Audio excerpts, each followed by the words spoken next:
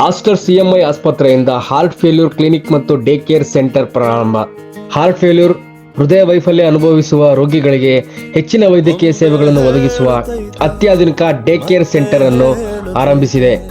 ಈ ವೇಳೆ ಆಸ್ಟರ್ ಸಿಎಂಐ ಆಸ್ಪತ್ರೆಯ ಹಾರ್ಟ್ ಫೇಲ್ಯೂರ್ ಕ್ಲಿನಿಕ್ ಮತ್ತು ಡೇ ಕೇರ್ ಸೆಂಟರ್ ಅನ್ನು ಉದ್ಘಾಟಿಸಿದ ಕನ್ನಡ ಚಿತ್ರರಂಗದ ಕರ್ನಾಟಕ ರತ್ನ ಡಾಕ್ಟರ್ ಪುನೀತ್ ರಾಜ್ಕುಮಾರ್ ಅವರ ಧರ್ಮಪತ್ನಿಯಾದ ಶ್ರೀಮತಿ ಅಶ್ವಿನಿ ಪುನೀತ್ ರಾಜ್ಕುಮಾರ್ ಅವರು ಉದ್ಘಾಟಿಸಿದರು. ಈ ವೇಳೆ ಮಾತನಾಡಿದ ಅವರು, ಭಾರತದಲ್ಲಿ ಹೃದಯ ಸಂಬಂಧಿ ಕಾಯಿಲೆಗಳು ಹೆಚ್ಚುತ್ತಿವೆ ಮತ್ತು ಆರೋಗ್ಯಕರ ಜೀವನಕ್ಕಾಗಿ ಏನು ಮಾಡಬೇಕು ಮತ್ತು ಏನು ಮಾಡಬಾರದು ಎಂದು ತಿಳಿಸುವ ಜೊತೆಗೆ ನಿಯಮಿತ ಸ್ಕ್ರೀನಿಂಗ್ ಮತ್ತು ಆರಂಭಿಕ ವೈದ್ಯಕೀಯ ಚಿಕಿತ್ಸೆಗಳ ಪ್ರಾಮುಖ್ಯತೆಯನ್ನು ತಿಳಿಸುವ ಇಂತಹ ಕ್ಲಿನಿಕ್ಗಳು ಅಗತ್ಯತೆ ಹೆಚ್ಚಿದೆ ಎಂದರು. ಈ ಉದ್ಘಾಟನಾ ಸಮಾರಂಭದಲ್ಲಿ ಆಸ್ಟರ್ ಸಿಎಂಐ ಆಸ್ಪತ್ರೆಯ ಹೃದಯ ವೈಫಲ್ಯ ಕಸಿ ಮತ್ತು ಎಂಸಿಎಸ್ ಕ್ಲಿನಿಕ್ನ ನಿರ್ದೇಶಕ, ಕಾರ್ಡಿಯಾಲಜಿ ಇಂಟರ್ವೆಲ್ಲರ್ ಕಾರ್ಡಿಯಾಲಜಿಸ್ಟ್ ವಿಭಾಗದ ಮುಖ್ಯ ಸಲಹಾ ತಜ್ಞ ಡಾಕ್ಟರ್ ನಾಗಮಲೇಶ್ ಯುಎಂ, ಆಸ್ಪತ್ರೆಯ ಸಿಒಒ ಶ್ರೀ ಎಸ್ಜಿಎಸ್ ಲಕ್ಷ್ಮಣ್, ಆಸ್ಪತ್ರೆಯ ಸಿಬ್ಬಂದಿ ವರ್ಗದವರು ಭಾಗವಹಿಸಿದ್ದರು.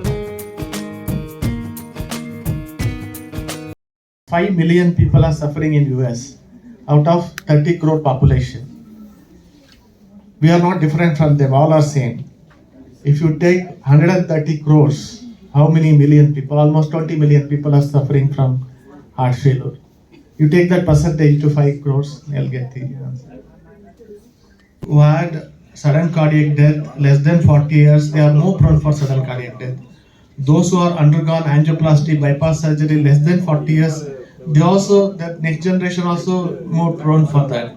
So if any family member is less than 40 years, we try to educate other family member to be very careful, and they should take care like as though they had heart attack previously.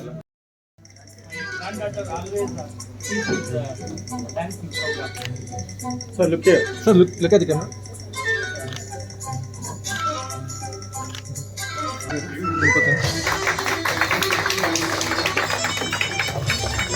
So look here.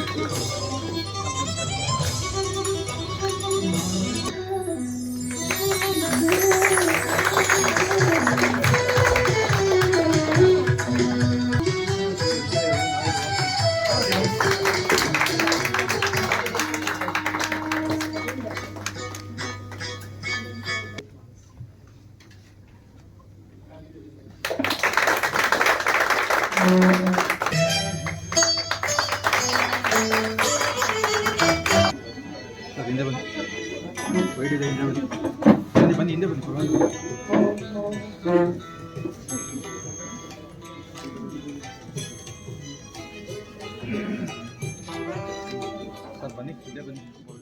Sir, ಕನ್ನಡದಲ್ಲಿ ಹೇಳಿ sir, ಇವತ್ತಿನ ವಿಶೇಷತೆ ಬಗ್ಗೆ ಹೇಳಿ sir. ಇವತ್ತು heart failure clinic ಮತ್ತು heart failure day care ಅಂತ inaugurate ಮಾಡಿದ್ದಾರೆ ರಾಜ್ಕುಮಾರ್ ಅವರು. ಸೊ ಇದು ನಮಗೆ ಹಾರ್ಟ್ ಫೇಲ್ಯೂರ್ ಪೇಷಂಟ್ನ ಲಾಂಗ್ ಟರ್ಮ್ ಕೇರ್ ಮಾಡೋಕ್ಕೆ ಮತ್ತು ಅವ್ರಿಗೆ ಪೇಷಂಟ್ಸ್ಗೆ ಹೆಲ್ತ್ ಎಜುಕೇಷನ್ ಅವೇರ್ನೆಸ್ ಮತ್ತು ತುಂಬ ರಿಪೀಟೆಡ್ ಅಡ್ಮಿಷನ್ ಆಗದಿದ್ದಂಗೆ ಮಾಡೋಕ್ಕೋಸ್ಕರ ಇದನ್ನು ಹಾರ್ಟ್ ಫೇಲ್ಯೂರ್ ಕ್ಲಿನಿಕ್ ಅಂತ ನಾವು ಸ್ಟಾರ್ಟ್ ಮಾಡಿದ್ವಿ.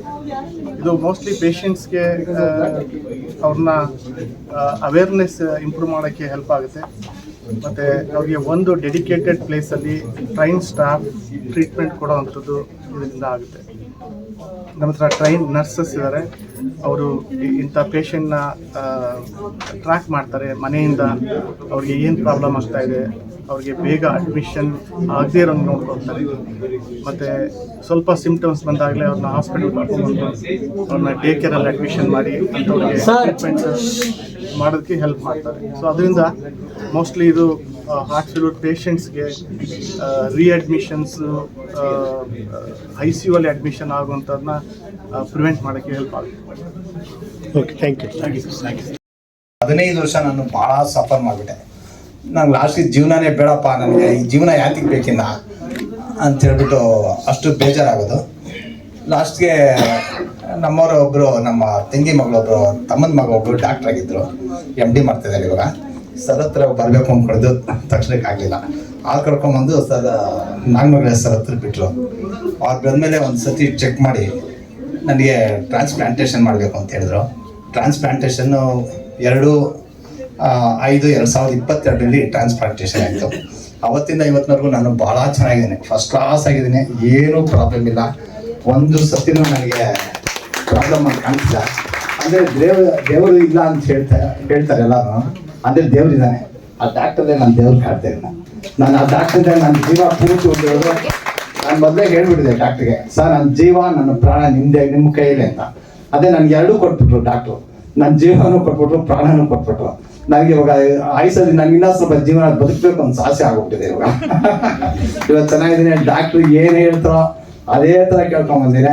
ಡಾಕ್ಟ್ರು ನನಗೆ ದೇವ್ರ ಸಮಾನ. ನನಗೆ ವೆಂಕಟೇಶ್ವರ ಸ್ವಾಮಿ ಎಲ್ಲಿದೆ ಆ ತೃಪ್ತಿಲಿ ಹೋಗ್ಬೇಕಾಗಿಲ್ಲ, ನಾನು ಡಾಕ್ಟರ್ ಹತ್ರ ಬಂದ್ಬಿಟ್ರೆ ಸಾಕು, ನನಗೆ ಎಲ್ಲ ಕಾಯಿಲೆನೂ ಹೋಗ್ಬೇಕು. ಮತ್ತು ನನಗೆ ಭಾಳ ಸಪೋರ್ಟ್ ಮಾಡಿದ್ರು ದೀನಾ ಮೇಡಮ್ ಮತ್ತು ಪಲ್ಲವಿ ಮೇಡಮ್. ನನಗೆ ನಿಜವಾಗ್ಲೂ ಅವರು ನನ್ನ ತಾಯಿ. ಅವರಿಬ್ಬರು ನನಗೆ ತಾಯಿನೇ. ನನಗೆ ಭಾಳ ಹೆಲ್ಪ್ ಮಾಡಿದ್ರು. ನನಗೆ ಅವರು ಪ್ರತಿಯೊಂದು ಸ್ಟೆಪ್ಪಲ್ಲೂ ನನಗೆ ಅವರು ಭಾಳ ಹೆಲ್ಪ್ ಮಾಡಿ ನಾನು ಇದು ಮಾಡಿದ್ದಾರೆ. ಮತ್ತು ನಮ್ಮ ಕಾರಣ ಬಂದು ನಮ್ಮ ಮಿಸ್ಸಸ್ ಪದ್ಮಾವತಿ ಅಂತ, ಅವರು ನಮ್ಮ ತಾಯಿ ಸಮಾಗ ನಿಂತ್ಕೊಂಡು ಪ್ರತಿಯೊಂದು ಇದು ಮಾಡಿದ್ದಾರೆ. ನಾನು ಇವತ್ತು ಭಾಳ ಚೆನ್ನಾಗಿದ್ದೀನಿ. ಅವತ್ತಿಂದ ಇವತ್ತಿನವರೆಗೂ ಯಾವುದೇ ಥರ ಒಂಚೂರು ನೋವು ಇಲ್ಲ. ನಾನು ಭಾಳ ಚೆನ್ನಾಗಿ ಇವತ್ತು ಓಡಾಡ್ಕೊಂಡಿದ್ದೀನಿ, ಪ್ರಾಬ್ಲಮ್ ಇಲ್ಲ. Thank you. ಹಾರ್ಟ್ ಟ್ರಾನ್ಸ್ಪ್ಲಾಂಟೇಷನ್ ಆಗಿ 8 years ಆಯಿತು.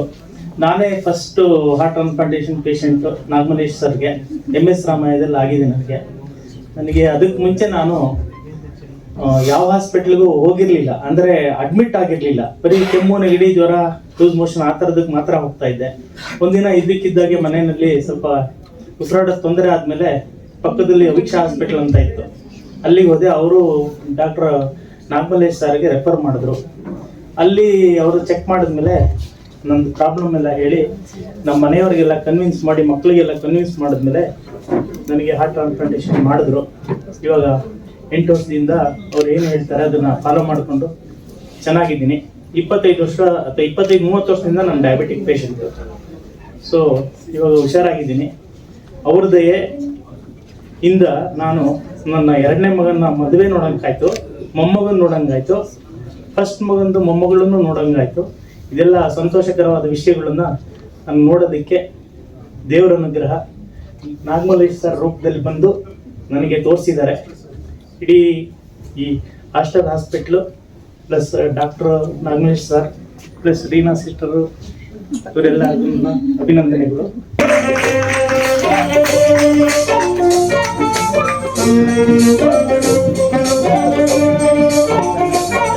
ವರದಿ ಚಿರಂಜೀವಿ ಸುಪ್ರೀತ್, ವಿಸ್ಮಯ ಮಾಧ್ಯಮ, ಬೆಂಗಳೂರು.